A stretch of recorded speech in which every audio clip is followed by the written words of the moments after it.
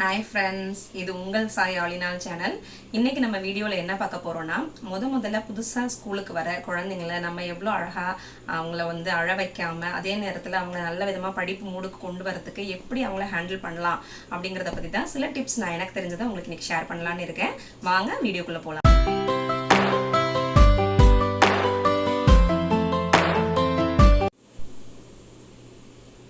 புதுசாக ஸ்கூலுக்கு வர குழந்தைங்கள ஹேண்டில் பண்ணுறங்கிறது ரொம்ப ரொம்ப கஷ்டமான விஷயம்தான். ஆனால் அதே நேரத்தில் அது ரொம்ப மனசுக்கு சந்தோஷமான விஷயமும் கூடங்க.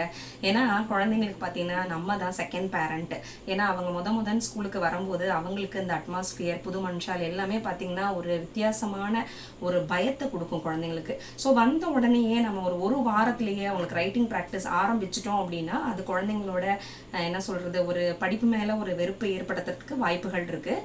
ஸோ நம்ம என்ன பண்ணலாம், அதுக்காக எழுத்து வேலை கொடுக்காம இருக்க முடியுமா அப்படின்னு நினைப்பீங்க. கண்டிப்பா அது கிடையாது. கண்டிப்பா எழுத வைக்கணும், நம்ம படிக்க வைக்கணும். பட் நம்ம என்ன செய்யணும் அப்படின்றத பத்தி தான் ஒரு சில டிப்ஸ் நான் உங்களுக்கு இங்கே ஷேர் பண்ணலான்னு இருக்கேன். அதாவது நான் என்ன ஃபாலோ பண்ணுவேன் அப்படின்னா, எல்லா ஸ்கூல்ஸ்லையுமே சில டார்கெட்ஸ் இருக்கும். கண்டிப்பா மிட் டர்ம் இருக்கு, மிட் டர்ம்குள்ள இத்தனை எழுத்து முடிக்க வைக்கணும், ஹாஃப் இயர்லிக்குள்ள A to Z முடிக்க வைக்கணும் அப்படின்னு டார்கெட் இருக்கு. பட் அதை எல்லாத்தையும் தாண்டி ஃபர்ஸ்ட் அந்த கிளாஸ்ல இருக்க ஒரு குழந்தையோட தனித்துவத்தையும் நம்ம வந்து கொஞ்சம் டைம் எடுத்து ஸ்பெண்ட் பண்ணி அவங்களுக்கு என்ன டேலண்ட் இருக்கு, எந்த குழந்தைங்க என்ன விதமான ஒரு புரிதல்ல இருக்காங்க, எந்த குழந்தை ஆவரேஜ், எந்த குழந்தை வந்து எந்த குழந்தையுமே பார்த்தீங்கன்னா மக்கு கிடையாது. அது வந்து நம்ம ஹேண்டில் பண்ற விதத்துல மட்டும்தான் இருக்கு. ஸோ குழந்தைங்களோட ஒரு 1 வீக் டைம் ஸ்பெண்ட் பண்ணுங்க டீச்சர்ஸ், நான் சொல்றேன். ஏன்னா ஒரு குழந்தையும் ஒரு அட்மாஸ்பியர்ல இருந்து வருது, ஒரு குழந்தையும் ஒரு தனித்தனி என்ன சொல்றது, தனித்தனி ஒரு சொசைட்டில இருந்து வருது. ஸோ பார்த்தீங்கன்னா ரிச்ல இருந்து வர குழந்தை அது வேற மாதிரி இருக்கும், ரொம்ப குக்கிராமத்துல இருந்து வர குழந்தையோட டேலண்ட் அது வேற மாதிரி இருக்கும். எல்லா குழந்தைங்களுக்கும் ஒரு யூனிக் டேலண்ட் இருக்கு. ஸோ அதை கண்டுபிடிக்க வேண்டியது ஒரு டீச்சரோட கடமை. ஸோ நம்ம என்ன செய்யணும் அப்படின்னா, அந்த ஒரு வாரத்துக்கு அந்த குழந்தைங்களோட நல்லா இன்ட்ராக்ட் பண்ணணுங்க. ஃபர்ஸ்ட் அவங்க எப்படிப்பட்ட சூழ்நிலையிலிருந்து வராங்க, அவங்களால என்ன பண்ண முடியும், ஹோம்ஒர்க் கொடுத்தா அதை சொல்லி கொடுக்கறதுக்கு பேரண்ட்ஸ் வீட்டில் வந்து எஜுகேட்டடா இருக்காங்களா. ஸோ இதையெல்லாம் நம்ம அனலைஸ் பண்ணி அதுக்கு தகுந்த மாதிரி நம்மளோட டீச்சிங்கை நம்ம வந்து டிஃப்ரெண்டாக கொடுக்கும்போது குழந்தைங்களுக்கு அது கற்றுக்கிறதுக்கு ரொம்ப ஈஸியாகவே இருக்குங்க. ஸோ எனக்கு நான் ஃபாலோ பண்ண ஒரு 2 விஷயங்கள் மட்டும் சொல்கிறேன். எப்பவுமே நான் கிளாஸ்க்குள்ளே போனோன்னே எடுத்ததுமே கிளாஸ் ஸ்டார்ட் பண்ணவே மாட்டேங்க.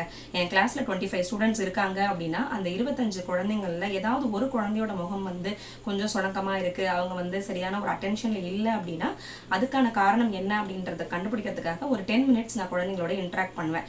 இன்ட்ராக்ட் பண்ணிவிட்டு அதுக்கப்புறம் தான் நான் கிளாஸ் எடுக்க ஸ்டார்ட் பண்ணுவேன். இது வந்து ரெகுலராக சாத்தியமா, இது மாதிரிலாம் பண்ணால் போர்ஷன் முடிக்க முடியுமா, டெய்லி இன்ட்ராக்ட் பண்ணிட்டே இருந்தால் எப்போங்க கிளாஸ் எடுக்கிறதுன்னு டீச்சர்ஸ் கண்டிப்பாக எனக்கு கேட்பீங்க. பண்ண முடியாது. பட் அந்த 1 வீக் நம்ம கொஞ்சம் குழந்தைங்களோட டைம் ஸ்பெண்ட் பண்ணோம் அப்படின்னா ஸோ நம்மளை பற்றியும் குழந்தைங்க அண்டர்ஸ்டாண்ட் பண்ணிக்குவாங்க. ஒரு குழந்தையோட யூனிக்னஸ் பற்றியும் நமக்கும் தெரிய வரும். ஸோ அதுக்கு தகுந்த மாதிரி நம்மளோட டீச்சிங்கை வந்து நம்ம மாற்றிக்கிட்டே போகலாங்க. ஸோ வந்து ஒரு குழந்தையும் தனித்தனியாக நம்ம ஐடென்டிஃபை பண்ணி அதுக்கப்புறம் கிளாஸ் எடுத்தால் எப்போங்க நாங்கள் போர்ஷன் முடிக்கிறது அப்படின்னு நீங்கள் நினைக்கலாம். பட் ஒரு வாரம் அவங்களோட இதை நம்ம ஸ்பெண்ட் பண்ணி அவங்களோட ப்ராக்டிஸ், அதாவது நம்ம கிளாஸ்னால் இப்படி தான், நம்ம டீச்சர்னால் இப்படி தான் நம்மளை ஹேண்டில் பண்ணுவாங்க அப்படின்ற ஒரு இன்ட்ரெஸ்ட்டை நம்ம அவங்களுக்கு கிரியேட் பண்ணிட்டோம் அப்படின்னாலே ஆட்டோமேட்டிக்காக நல்லா கவனிக்க ஆரம்பிச்சிருவாங்க, நல்லா படிக்கவும் ஆரம்பிச்சிருவாங்க. நான் ஃபேஸ் பண்ண ஒரு மிகப்பெரிய ப்ராப்ளம் என்ன தெரியுங்களா, ஒரு எல்கேஜி பையன் வந்து அவன் நேம் வந்து ஹர்ஷவர்தன். தினமுமே அழுவாங்க கிளாஸ்ல, தினமுமே அழுவான். எதுக்கு அழுவாங்கிறதே தெரியாது.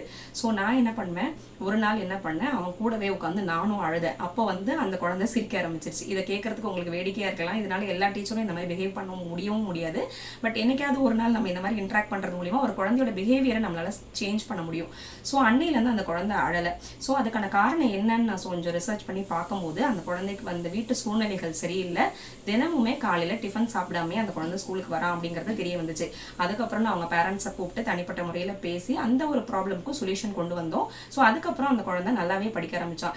இதே மாதிரி ஒரு குழந்தைக்கும் ஒரு வீட்டில் ஒரு சுச்சுவேஷனில் தான் கிளம்பி வராங்க. எல்லாருமே நல்ல ஒரு சூழ்நிலைகளில் வரதில்லை. ஸோ ஸ்கூலுக்கு வந்த உடனேயே நம்ம எழுத சொல்லி படிக்க சொல்லி ப்ரெஷரைஸ் பண்ணோம் அப்படின்னா கண்டிப்பாக எல்லா குழந்தைங்களும் உடனே அகாமடேட் ஆக மாட்டாங்க. ஸோ அதுக்காக நம்ம டெய்லி அதுக்கு டைம் ஸ்பெண்ட் பண்ண முடியாட்டியும் கூட ஒரு வாரம் நம்ம குழந்தைங்களை புரிஞ்சுக்கிறதுக்கு டைம் ஸ்பெண்ட் பண்ணிட்டோம் அப்படின்னா அதுக்கப்புறம் நம்ம கிளாஸ் எடுக்கும்போது குழந்தைங்க இன்ட்ராக்ஷனோட நல்லா வருவாங்க. ஸோ தினமுமே நம்ம ஒரு 10 மினிட்ஸ் இதுக்காக ஸ்பெண்ட் பண்ணலாங்க. ஸ்பெண்ட் பண்ணும்போது குழந்தைங்க நம்மளை வந்து இன்ட்ரெஸ்டாக கவனிப்பாங்க, பாடத்தையும் நல்லா படிப்பாங்க.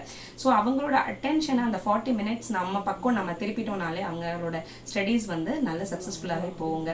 ஸோ இது நான் ஃபாலோ பண்ண டிப், இதை நீங்களும் ஃபாலோ பண்ணுங்க. இந்த டிப் உங்களுக்கு பிடிச்சிருந்துச்சு அப்படின்னா உங்கள் ஃப்ரெண்ட்ஸ்களுக்கும் ஷேர் பண்ணுங்க. நம்ம சேனலை சப்ஸ்கிரைப் பண்ணுங்க, கூடவே இந்த பெல் பட்டனை பிரஸ் பண்ணிடுங்க. Thank you so much.